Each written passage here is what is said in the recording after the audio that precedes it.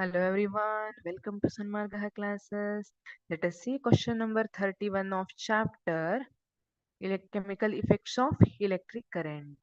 Imagine that the bulb is not glowing in the tester shown in the given figure. What could be the reasons? Clarify.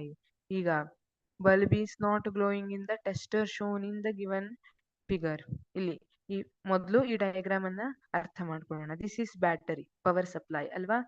Positive terminal of the battery and this one is negative terminal of the battery.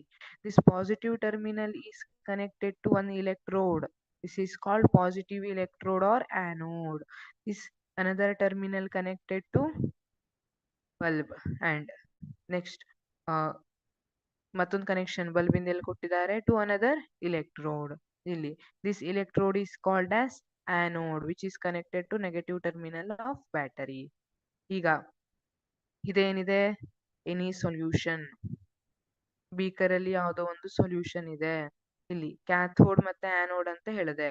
Which attracts cation, the electrode which attracts cation ಅದನ್ನ cathode ಅಂತ ಕರಿತೀವಿ. The electrodes which attract anion is called as anode. ಇಲ್ಲಿ cathode ಮತ್ತೆ anode ಅಥವಾ cation ಮತ್ತೆ ಆನಯೋನ್ ಅಂದ್ರೆ ಏನು ಅಂತ ನೋಡೋಣ. ಈಗ ಅಯೋನ್ ಅಂದ್ರೆ ಅಯೋನ್ ಅಂತ ಹೇಳಿರ್ತೀವಿ ಅಲ್ವಾ. ಈಗ ಚಾರ್ಜ್ ಇರೋ ಪಾರ್ಟಿಕಲ್ ಅಯೋನ್ ಅಂತ ಹೇಳ್ತೀವಿ. Na+ Cl- ಇದೆ. ಒಂದ್ರಲ್ಲಿ ಯಾವ್ದಕ್ಕಿರುತ್ತೆ? It is cation. The ion which is having negative charge is called as anion. ಇಲ್ಲಿ ನೋಡಿ, you know that positive attracts negative ಅಲ್ವಾ. Positive charge attracts negative charge. Negative terminal ಇದೆ, ಇದು ಯಾರನ್ನ ಅಟ್ರಾಕ್ಟ್ ಮಾಡುತ್ತೆ? ಪಾಸಿಟಿವ್ ಅನ್ನ attract called as cathode. Where as this is positive terminal that is connected to electrode. ಈ positive charge ಇದೆ ಅಲ್ವಾ, ಇದಕ್ಕೆ ಇದು ಯಾರನ್ನ ಅಟ್ರಾಕ್ಟ್ ಮಾಡುತ್ತೆ? ಆನಯೋನ್ ಅನ್ನ. ಹಾಗಾಗಿ ಇದನ್ನ ಆನೋಡ್ ಅಂತ ಕರಿತೀವಿ. Let it be, you are going to study it in higher standards.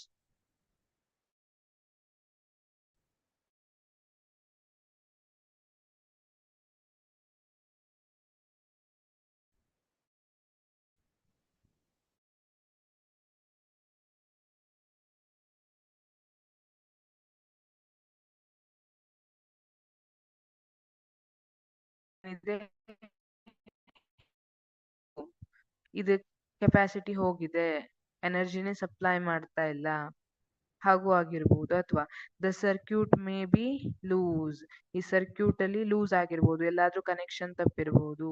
R the solution may not conduct electricity, solution ಏನಿದೆ ಇಲೆಕ್ಟ್ರಿಸಿಟಿಯನ್ನ ಕಂಡಕ್ಟ್ ಮಾಡದೇ ಇರಬಹುದು ಅಲ್ವಾ. These are the different possibilities. ಇಲ್ಲಿ ಯಾವ ತರ, ಈಗ ನೀವೇನು ಅನ್ಕೊಳ್ಳೋಣ, ನೀವು ಐಟಮ್ಸ್ ಅನ್ನೆಲ್ಲ ಮಾರಾಟ ಮಾಡೋರು ಅಂತ ಇಟ್ಕೊಳ್ಳೋಣ. ಈಗ ಒಂದ್ ಕಡೆ ಐಟಮ್ ಮ್ಯಾನುಫ್ಯಾಕ್ಚರ್ ಆಗಿ ಟ್ರಕ್ ಅಲ್ಲಿ ನಿಮ್ಮ ಹತ್ರ ಬರುತ್ತೆ, ನೀವ್ ಅದನ್ನ ಮಾರಾಟ ಮಾಡ್ತೀರಿ. ಸರಿ, ಈಗ ನೀವು ನಿಮ್ಮ ಹತ್ರ ಒಂದಿಷ್ಟು ಜನ ತಗೊಳ್ಳೋರು ಇದ್ರು. ಓಕೆ, ಯಾವಾಗ್ಲೂ ತಗೊಳ್ಳೋ ಖಾಯಂ ಕಸ್ಟಮರ್ ಇದ್ರು.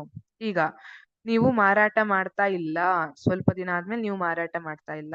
ಈಗ ಕಸ್ಟಮರ್ ಏನ್ ಯೋಚನೆ ಮಾಡ್ತಾರೆ?